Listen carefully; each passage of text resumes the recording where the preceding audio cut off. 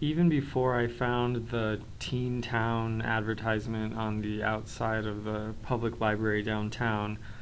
I had already started thinking about the library as a possible site for a mural. And part of that has to do simply with walking by the library on my way to or from other places and realizing that the library's outside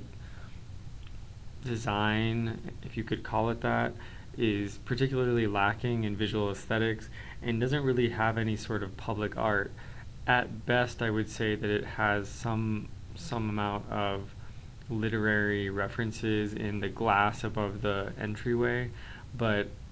those local figures, Cleofas Calleros and other people, it doesn't really amount to any sort of art or any sort of visual or aesthetic communication, and it's certainly not something that really invites people in. At the very least, the people that it invites in are teenagers who the Teen Town letters seem to be advertising to. And so I started thinking that actually maybe the mural would be good to target them, and kind of ironically, the best way to target them might actually be through a mural that's very unmural-like and actually ties into some technologies that even towards the beginning of this semester were very new to me.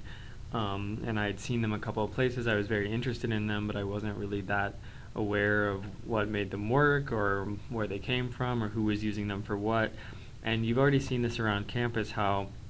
the English department in the UGLC and some other places, maybe even the library here, have started using Semacode handouts, little flyers that people can pick up to scan to go to certain websites. So I started thinking maybe a mural that didn't look like a traditional mural, but a mural that looked very technological would actually draw in the target audience of teenagers or younger people in general to the library. And part of the irony there is that I think people,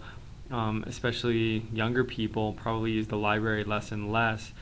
given technology, given the fact that you can find most of the information, most of the sources you need online. So even when I teach my classes, I generally tell them that they can find most of the things that they need online, and only occasionally will they really need to go to the library to find a specific source that they weren't able to find online.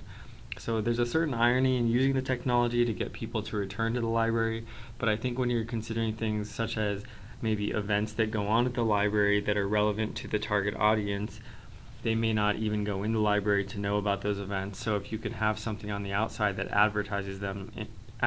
to them in a way that they find interesting and that they find inviting, then you might actually be meeting your goal.